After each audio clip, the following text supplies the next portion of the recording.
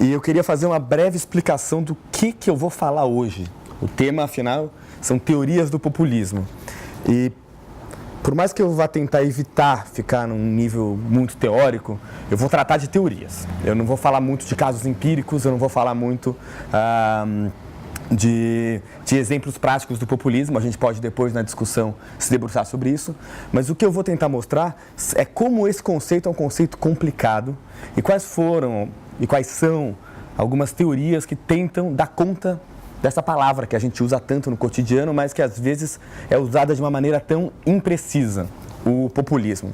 E eu queria começar fazendo uma citação de uma autora chamada Margaret Canavan, que faleceu no ano passado, por sinal, uma grande teórica do populismo, uma das primeiras a teorizar o populismo nos anos 80, e ela diz que se um teórico político tivesse que criar, se o termo populismo não existisse, nenhum teórico político criaria ele, porque ele é um conceito cheio de crises, ele é um conceito cheio de problemas, é um conceito com uma dificuldade de definição muito, muito, muito grande.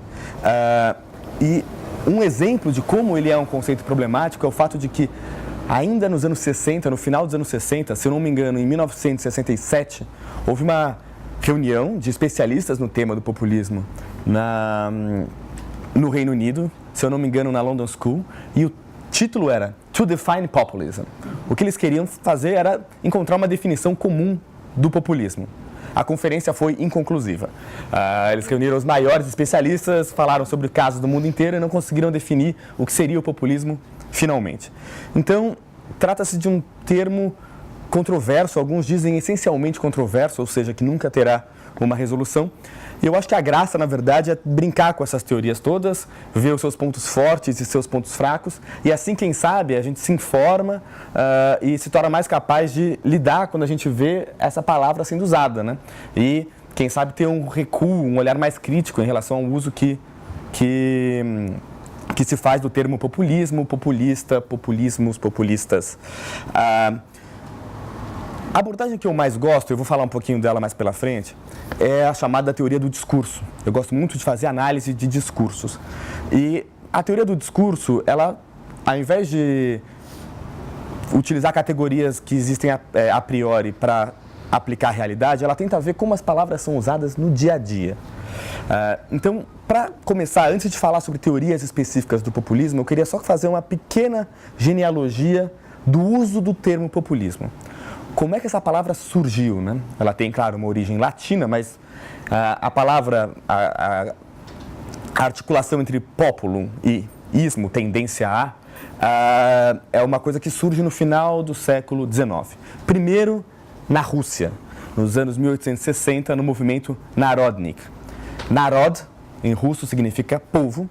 Então, os Narodniks são os populistas. E quem eram os populistas russos? Era um grupo de intelectuais, uma inteligência, digamos, das grandes cidades russas, que via no campesinato russo uma grande potencialidade revolucionária. Então, eles queriam ir para o campo, tentar mobilizar o campesinato, um campesinato que havia acabado de ser liberto da servidão, e eles viam ali uma possibilidade de transformação social. Tinham algumas tendências violentas, os Narodniks, muitos deles eram anarquistas, muitos deles eram adeptos de técnicas terroristas, e um caso dos mais clássicos talvez tenha sido o irmão mais velho do Lenin, o Alexander Ulyanov, que tentou assassinar o czar Alexander III e acabou sendo pego e morto. Os Narodniks, depois de algumas décadas, nos anos 1880, já acabaram sendo desbaratados, mas as suas ideias continuaram presentes e influenciaram, inclusive, a Revolução Russa, todas as revoluções russas de 1905, 17 e outubro. Mas, enfim, foi um caso datado na história. Um segundo momento em que o termo foi usado foi algumas décadas mais tarde, ainda no século XIX, nos Estados Unidos, durante a criação do chamado People's Party, o Partido Populista Americano. O Partido Populista Americano era um terceiro partido, que foi fundado em 1890. Em 1892, eles participam da campanha presidencial como um terceiro partido, baseados na sua plataforma de Omaha. E eles basicamente reuniam pequenos e médios proprietários rurais do interior dos Estados Unidos que se viam como perdedores no processo de modernização pelo qual o país passava. Então, queriam políticas públicas que os protegessem. E, pelo menos durante os 30, 40 anos depois da existência do People's Party, é um partido que surge em 1890, em 1892 participa das eleições, em 1896 já decide se aliar e apoiar o candidato democrata, o William Bryan Jennings, e acaba sendo absorvido pelo Partido Democrata. Mas nos 30, 40 anos que seguiram a emergência do Partido Populista, ele foi considerado sempre um partido progressista, que queria se aproximar da classe trabalhadora dos grandes centros urbanos, queria um Estado social mais presente, enfim. Ocorre que também se trata de uma experiência datada no tempo. Assim como os Narodniks na Rússia, os populistas americanos, eles surgem, existem por 10 anos mais ou menos e depois desaparecem da vida política cotidiana. As suas ideias às vezes podem voltar, mas eles não existem mais como organização política. E o termo se torna objeto da história. O que ocorre é que, em 1950, um teórico político americano muito importante chamado Richard Hofstadter, junto com um outro chamado Edward Shills, eles vão começar a fazer uma revisão do que foi o populismo para tentar entender o que estava acontecendo nos Estados Unidos naquele momento. Então, em 1955, Hofstadter vai publicar The Folklore of Populism, o folclore do populismo, e basicamente a teoria que ele vai abordar, e aqui eu vou começar a falar da primeira das teorias do populismo, serão 5, eu prometo tentar fazer elas serem claras e breves, espero conseguir fazê-la. Basicamente, a teoria do Hofstadter se baseia em uma certa visão de um processo de modernização que guiaria o mundo. E ele faz uma interpretação histórica do que foi o populismo como uma reação ao processo de modernização. Teorias da modernização estavam muito em voga naquela época, né? no pós-guerra, um momento de grande crescimento econômico, em grande inclusão social também. E ele começa a ver no populismo uma tentativa de reagir, de ir contra essa necessária, positiva, benéfica modernização que marcaria a história da humanidade. Então, o populismo para ele é pensado nessa chave que opõe de um lado o progresso, de outro lado o atraso. Ele vai associar o populismo ao nativismo, ao nacionalismo, ao protecionismo, sem dúvida, a uma visão moralista da política e dos costumes. E ele vai, inclusive, detectar no populismo americano, na experiência do People's Party, elementos de antissemitismo. Então, basicamente, o populismo era a síntese do mal, do atraso, com pitadas de psicopatia, quem sabe. Enfim, o problema dessa teoria, que viria a ser criticada, mas que ainda é muito presente, é que ela se baseia precisamente nessa visão um pouco escatológica no sentido de que o progresso sempre avança, que nós estamos rumando ao paraíso, rumando à redenção, e não consegue fazer uma crítica do que é esse processo de modernização pelo qual o mundo passa, não consegue entender que há perdedores para os quais é preciso se olhar. Trata-se de uma visão de mundo que naquela ocasião foi utilizada para defender modelos, digamos, autoritários de regime, porque o que importava, na verdade, não era ouvir a vontade da maioria, o que importava era fazer, por assim dizer, nascer essa nova era, fazer nascer esse tempo de progresso. Então, em muitos casos, essas visões do Hofstadter e as posições políticas que ele tomou eram simpáticas a lideranças autoritárias de direita e, enfim, eram fundamentalmente elitistas, uma visão elitista do populismo. Então, quer dizer, faz uma crítica do populismo a partir de um ponto de vista elitista. O populismo como algo que é atrasado, algo que é ignorante, algo que não entende o processo normal que o mundo avança. Por isso, eu gosto de chamar essa primeira abordagem do populismo, que ainda está presente hoje em dia, de uma abordagem do populismo como uma forma anormal de se fazer política. Existe a forma normal, a forma racional, a forma que funciona, a forma que vai para o progresso, e existe o populismo, que é contra tudo isso. O próprio Hofstadter, no entanto, viria a criticar essa própria perspectiva. Ele foi muito atacado nos anos que se seguiram à publicação do Folklore of Populism, e ele acaba cedendo, ele acaba dizendo que de fato a sua teoria era inconsistente e, enfim, nós poderíamos dizer que foi uma vitória dos que talvez quisessem entender o populismo de uma forma um pouco mais complexa e não necessariamente nessa dicotomia entre, de um lado, progresso, de outro lado, o atraso. O problema é que essa visão ela continua muito presente.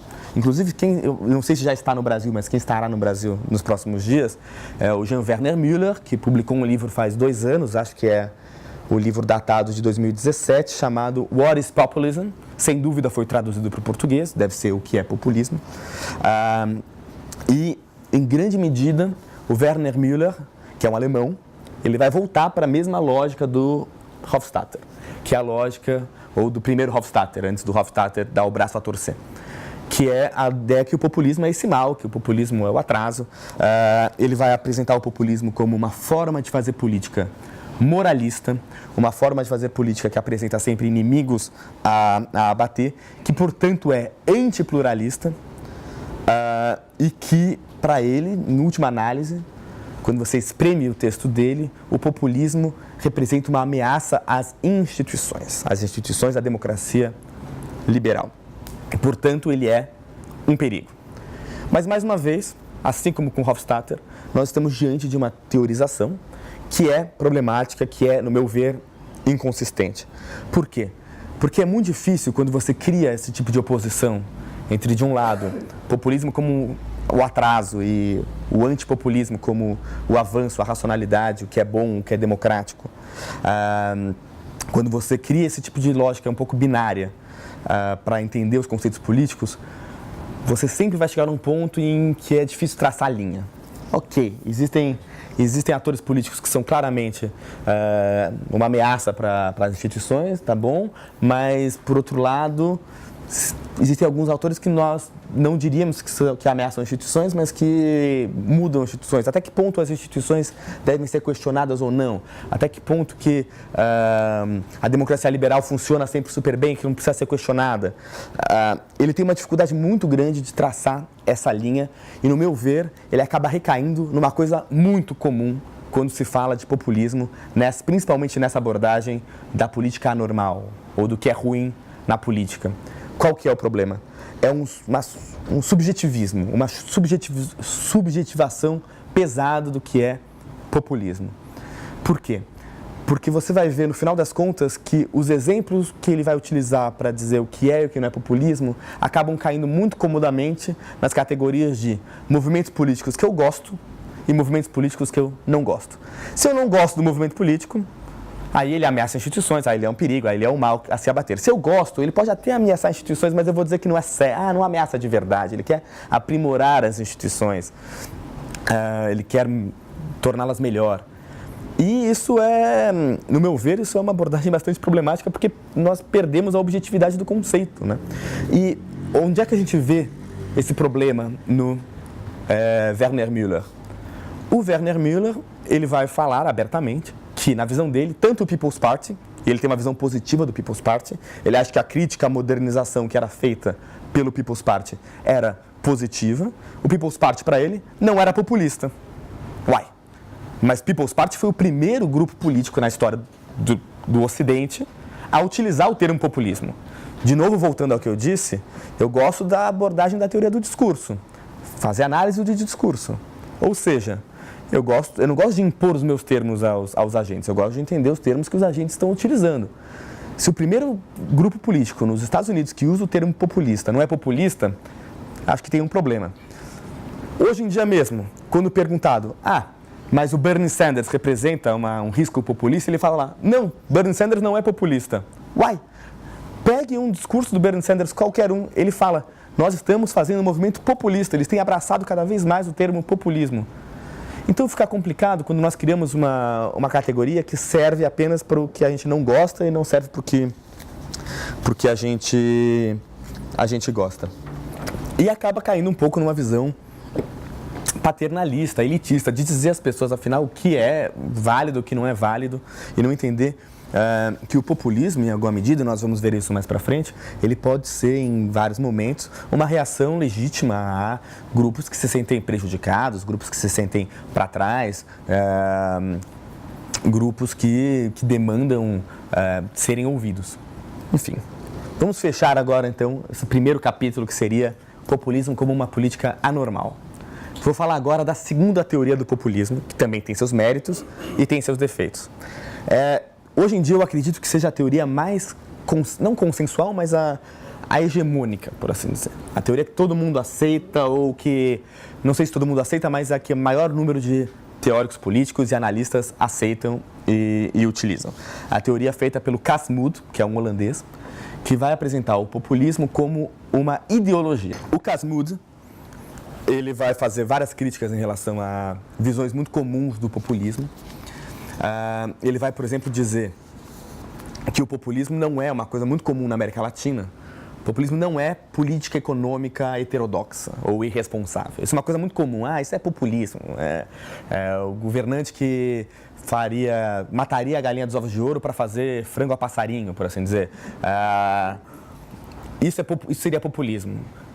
Ele vai dizer que esse não é um bom conceito de populismo, porque na visão dele, a gente pode criticar, claro, mas muitos políticos, principalmente na década de 90, na própria América Latina, não eram, digamos, liberais ou neoliberais, privatizaram diversas empresas, faziam políticas econômicas ortodoxas, mas poderiam se encaixar na definição de populismo, mesmo numa definição que coloca o populismo como ameaça às instituições. Vamos pensar no Alberto Fujimori, pelo amor de Deus. O homem, ele fez um ajuste neoliberal pesadíssimo, autoritário no Peru, mas chegou ao poder com uma base popular considerável e era uma ameaça às instituições. Então, enfim, poderíamos colocar ele como populista talvez, e ele não é um heterodoxo.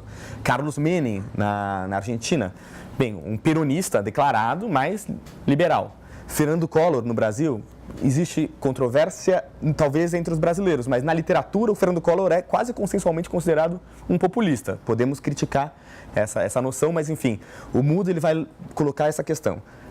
Políticas econômicas heterodoxas não definem populismo. Próximo a isso, vem uma outra abordagem que ele vai criticar, é a abordagem que vai misturar, amalgamar populismo e demagogia. Demagogia entendida como mentira, ou como prometer o que não se pode cumprir. O grande problema dessa abordagem de entender o populismo como demagogia, como prometer o que não se pode cumprir, o que não pode entregar, é que, na verdade, todos os políticos prometem o que não podem entregar. Então fica um pouco difícil a gente definir quem é populista e quem não é populista. Digo, o François Hollande, presidente da França, eu não diria que ele é populista, talvez, enfim. De novo, eu estou apresentando várias teorias, então alguns agentes políticos vão se encaixar em uma e não vão se encaixar em outra. Mas eu acho que em nenhuma delas o Hollande entraria. Vamos dizer que o Hollande não entregou o que havia prometido. Ele havia prometido retomar o crescimento da economia francesa, ele havia prometido romper com as políticas, precisamente as políticas liberais que haviam sido implementadas pelo Sarkozy. Ele não fez nada disso, então prometeu que não pôde, o que não conseguiu entregar. Por outro lado, e eu não estou aqui para defender o regime venezuelano, mas assim, Hugo Chávez prometeu o quê? Que nos primeiros anos de governo dele ele iria incluir um monte de gente, que iria ter bonança, iria ter progresso. E se você for ver os indicadores sociais, isso que explica a força do chavismo, ele conseguiu entregar um pedaço daquilo. Então ele entregou o que ele prometeu, por isso demagogia, e quase todo mundo considera o Chávez um populista. Então, por isso que essa noção de demagogia, prometer o que não se pode cumprir, é muito problemática. Enfim, o Mudde vai fazer a crítica dessas abordagens para, enfim, explicar o que seria o populismo como uma ideologia. Ele vai ser mais preciso. O populismo não é só uma ideologia. O populismo é uma ideologia fina. O que seria uma ideologia fina? Uma ideologia fina seria uma ideologia incompleta, digamos. O que seria uma ideologia incompleta? Para entender o que é uma ideologia incompleta, vamos pensar o que seria uma ideologia completa. Para o Mudde, e ele vai se basear no Michael Friedman, que é um dos grandes teóricos sobre ideologia, ele vai falar que uma ideologia como socialismo, liberalismo e conservadorismo, são, digamos, conjuntos discursivos que propõem respostas para quase todas as questões, quase todos os problemas que estão latentes na sociedade. Então, se você perguntar para um socialista qual a solução para o problema da habitação, qual a solução para o problema nacional, qual a solução para, enfim, não importa qual tipo de problema, em tese um socialista seria capaz de te dar respostas relativamente coerentes. Uma ideologia completa, uma ideologia densa, ela é coerente, ela é um conjunto fechado, amplo. Uma ideologia fina, na verdade, ela é composta de alguns elementos discursivos, mas, digamos, o nacionalismo, que seria uma ideologia fina, ele pode se articular com qualquer outro tipo de ideologia grossa ou densa. Então, se você perguntar para um nacionalista qual a solução para o problema da habitação, ele não necessariamente vai te dar uma resposta, porque, na verdade, o nacionalismo ele pode ser liberal, ele pode ser socialista, ele pode ser conservador, ele pode ser diversas coisas. O populismo também é uma ideologia fina. Se você pergunta para um populista sobre habitação, não necessariamente ele vai conseguir te dar uma resposta articulada. Então, o que seria, finalmente, quais seriam os elementos fundantes dessa ideologia fina do populismo, do Casmud? O populismo, para ele, é uma ideologia fina que tem como elemento discursivo uma oposição de dois grupos homogêneos e antagônicos, o povo contra as elites. O povo é apresentado como virtuoso, puro, as elites apresentadas como corrompidas, impuras, imundas, e o povo ele seria capaz de expressar uma vontade geral que existiria. Então, essa é a definição dele de populismo. Populismo, então, vou repetir. Ele é uma oposição discursiva entre o povo e as elites, um povo homogêneo, um povo que expressa uma vontade geral e um povo que é puro, oposto às elites corrompidas. Ou seja, assim como para o Werner Müller, mas de outra maneira, o Mood vai colocar o populismo como sendo uma forma política moralista, que vai opor, na base da moralidade, o puro ao impuro. Mas ele vai dizer, e eu acho que aí ele nos introduz coisas interessantes, que o populismo não é nem bom nem ruim. Ele vai dizer que depende da circunstância, depende do momento, depende da dinâmica de forças em cada país. Ele vai dizer que em certos momentos, quando existe um déficit democrático numa sociedade, quando, por exemplo, o governo foi tomado por técnicos, por burocratas, por uma elite que não ouve, talvez, a maioria da população, o populismo pode ser um corretivo. O populismo pode ser um grito, talvez, desesperado, mas um grito que busca corrigir um regime que se tornou talvez pós-democrático. A gente já teve outros eventos aqui no República do Amanhã em que a gente discutiu o que seria essa pós-democracia, mas a pós-democracia como uma separação cada vez maior entre a gestão pública e as práticas democráticas, o processo eleitoral e o processo de participação da sociedade. Por outro lado, o Mood também vai dizer que o populismo pode sim, sem dúvida, representar um risco, uma ameaça às instituições e à própria democracia. Ele vai dizer que tudo depende da circunstância. Não dá para criar uma regra geral de se o populismo é bom ou ruim. Eu tenho algumas críticas ao Mood, no entanto. A primeira delas é que, se você aceitar que o populismo é moralista, eu acho que acaba que nós caímos, sim, numa definição pejorativa do populismo. Porque você pode dizer que ele instrumentalmente pode ser útil para corrigir alguns rumos, mas ele ainda entra nessa lógica do bem contra o mal, que, no meu ver, é, enfim, fantasiosa. Ela é bastante problemática. Mas existem outras duas abordagens, duas críticas que a gente precisaria fazer ao Mood. A primeira é quando ele fala que o povo no populismo é homogêneo. Eu acho que pode ser, mas pode também não ser. A gente precisaria repensar o que seria essa homogeneidade, pensar criticamente o que seria essa homogeneidade. Quase todos os autores consideram que o Evo Morales, por exemplo, é populista. Não dá para dizer que o Estado plurinacional da Bolívia que ele criou tem uma noção homogênea de povo. Então, esse é só um exemplo de como é complicado falar em homogeneidade do povo. Outros autores vão falar que inclusive o próprio Mood, na verdade, vão falar que o populismo ele faz uma articulação, uma aliança, uma coalizão de diversos setores na sociedade, de diversas demandas na sociedade.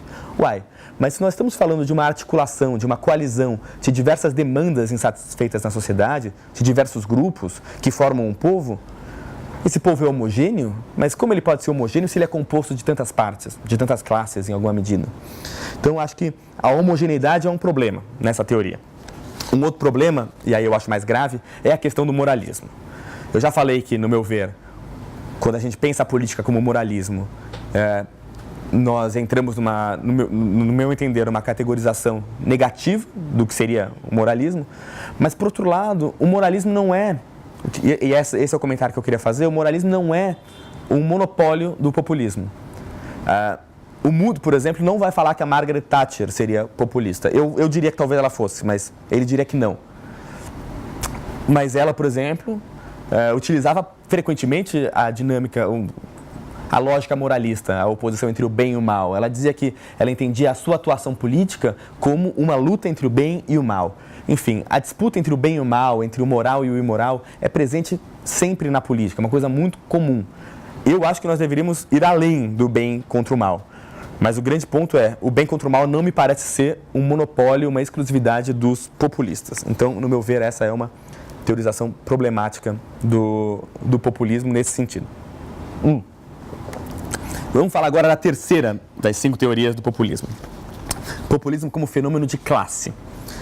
E, na verdade, eu poderia falar sobre diversas subdivisões dessa teoria do populismo como fenômeno de classe, mas por razão de tempo, já que originalmente era uma aula de 2 horas, eu estou reduzindo ela em 45 minutos, então eu vou pular e vou falar apenas de uma delas, que foi uma que, inclusive, eu tive o prazer de discutir nesse mesmo ambiente com o André Singer há alguns meses atrás, num outro evento sobre pós-democracia, porque, enfim, quando a gente fala de classe social, muitas vezes nós entramos na chave do marxismo, né? O marxismo entendendo a política como um fenômeno de classe social. E uma tradição muito frequente no Brasil vai pensar o populismo nessa chave de inspiração marxista, mas uma chave específica, porque, de novo, como eu disse, há diversas possíveis interpretações do populismo como fenômeno de classe. Mas essa específica que eu vou entrar agora é uma desenvolvida muito aqui no Brasil pelo Francisco Vefort e pelo Hélio Jaguaribe e por outros do grupo de Itatiaia, que vai aproximar o populismo do que o Marx chamava de bonapartismo. Marx escreveu o 18 Brumário de Luiz Bonaparte e o que acontecia no 18 Brumário de Luiz Bonaparte? Qual era a realidade política que ele estava descrevendo?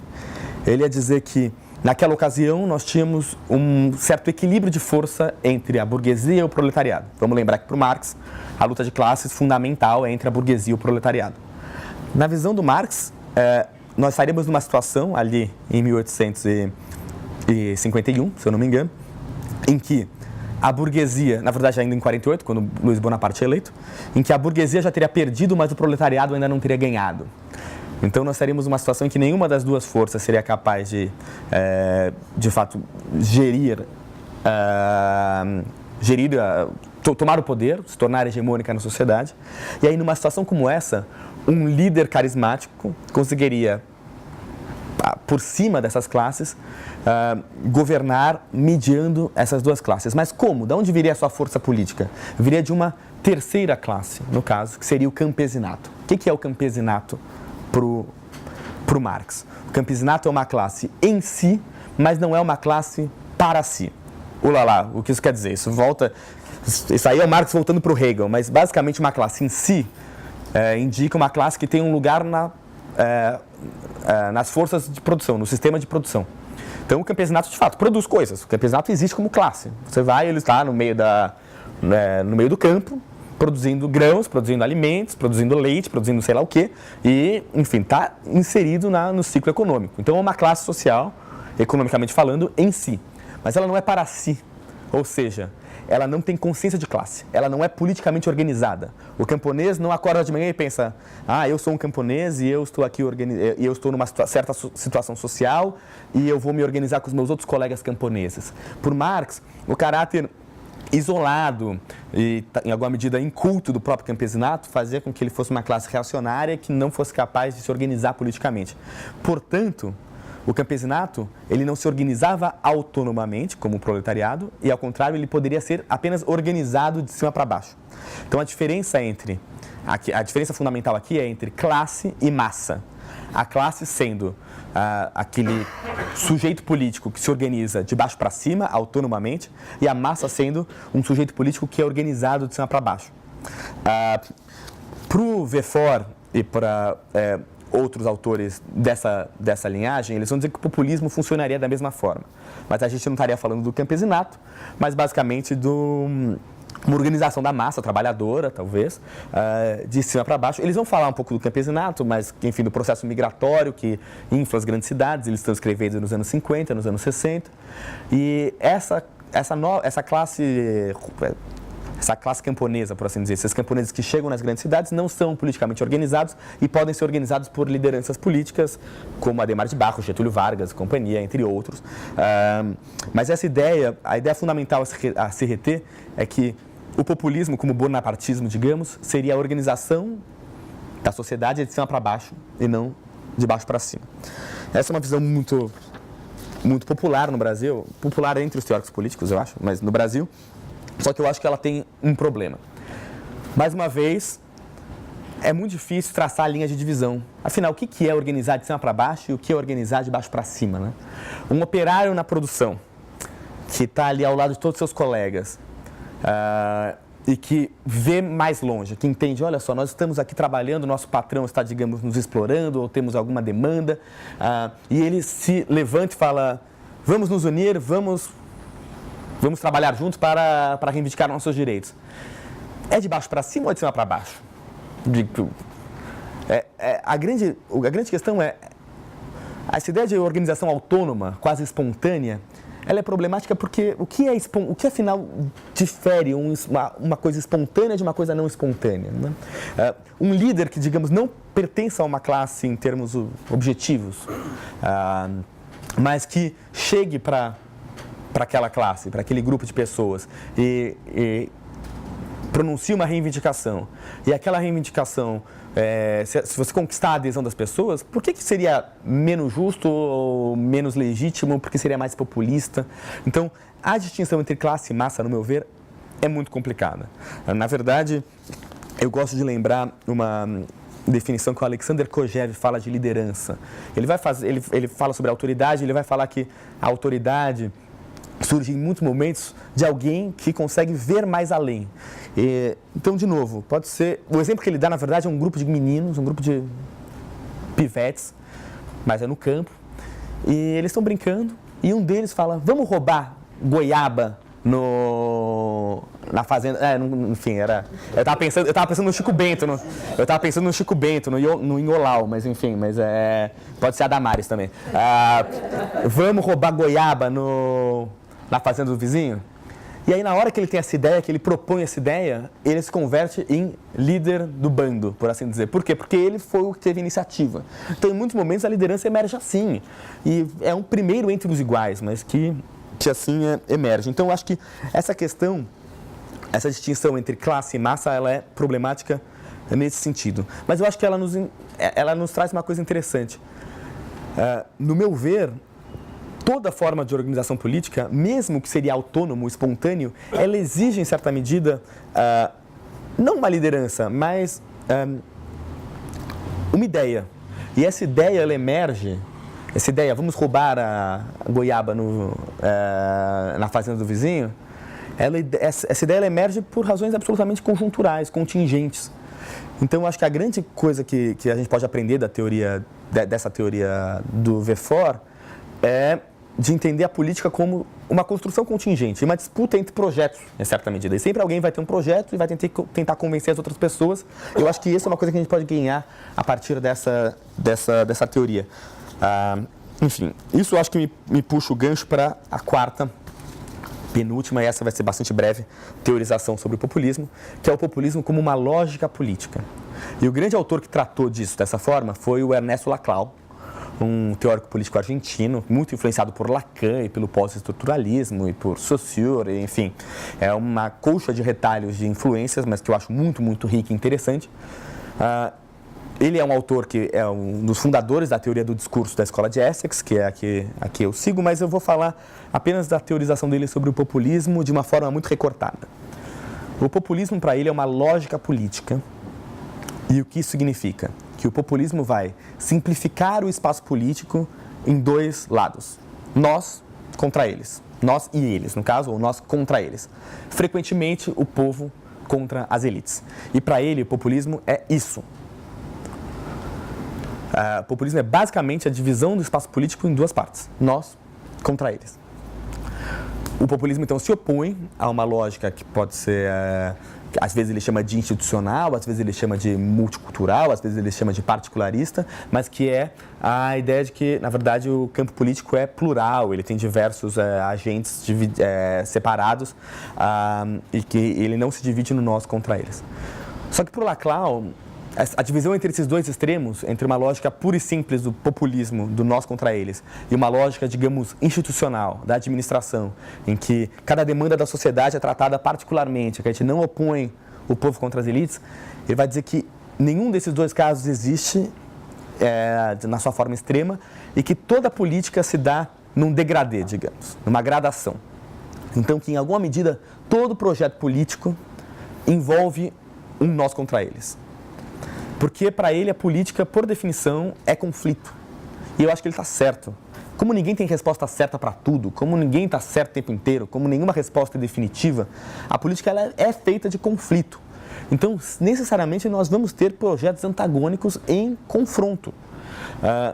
Eu acho engraçado, mesmo Marina Silva, digamos, ou a gente vê isso muito frequentemente em todos os discursos, mesmo, pode pegar o Lula, pode pegar o Bolsonaro, a Marina Silva, atores políticos tão diferentes. Todos eles vão falar que eles não querem dividir o país em nós contra eles e que o grande problema são aqueles que querem dividir o país.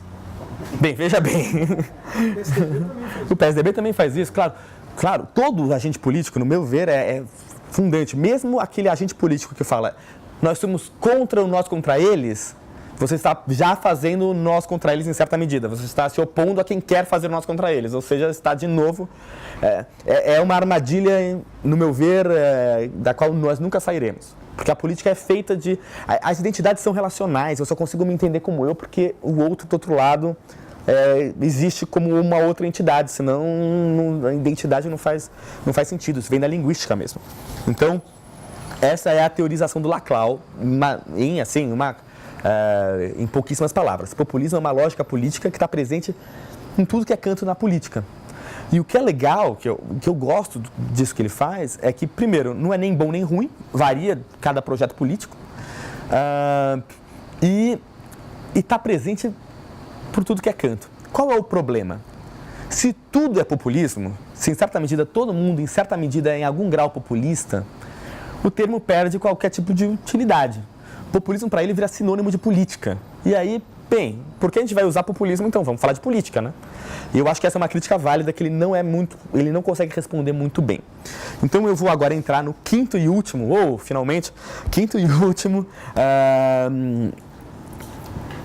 arcabouço teórico, por assim dizer, para pensar o que seria o populismo, que é o populismo como um estilo político.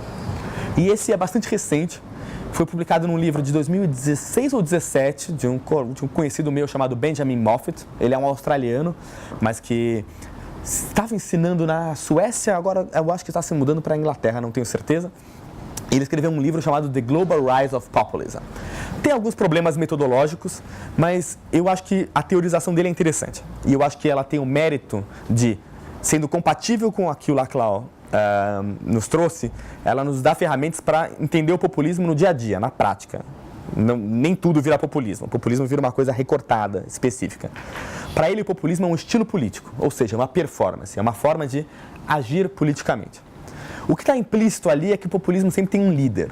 A gente podia criticar, tem gente que vai dizer que o populismo nem sempre tem que ter líder, que basta ter o povo contra as elites, não precisa ter um líder para vocalizar. O Moffat, pelo fato de ver o populismo como uma performance, ele acaba reduzindo o populismo a uma liderança. Isso é uma coisa que ele não... É uma dimensão que ele não explicita, mas enfim, que está lá.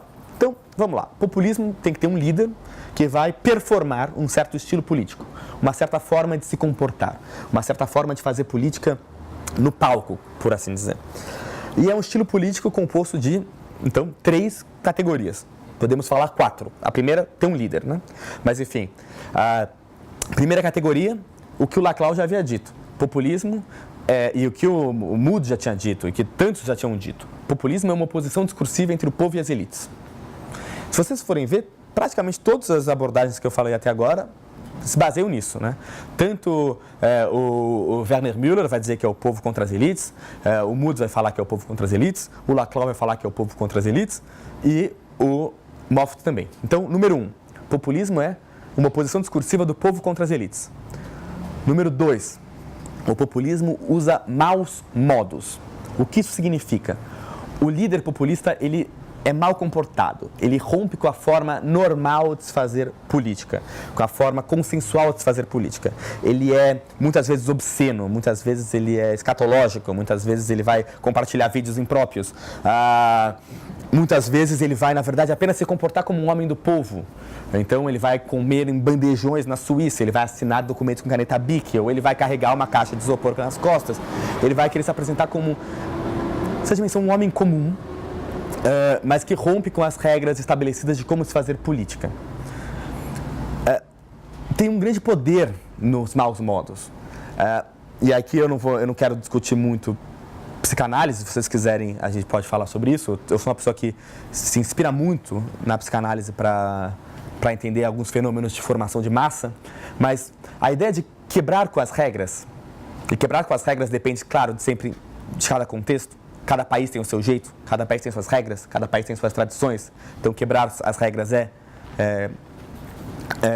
contextual e nem sempre é ruim. Existem regras que precisam ser quebradas. Mas a ideia é que, quando o líder populista ele quebra regras, ele é meio obsceno, ele se comporta de uma maneira que rompe com os ideais do que nós viríamos como sendo os ideais de um agente público, de um político.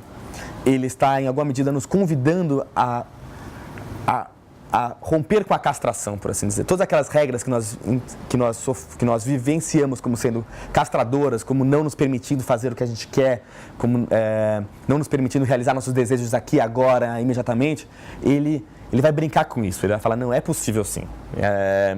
Ele dialoga com esse nosso desejo de fazer o que a gente quer agora, imediatamente, sem nenhum tipo de castração, sem nenhum tipo de impedimento, sem nenhum tipo de proibição. Então, esse é um apelo muito grande. O Moffat não vai discutir o lado psicanalítico dos maus modos, mas eu acho que é muito importante, eu acho que é um complemento interessante para a teoria dele.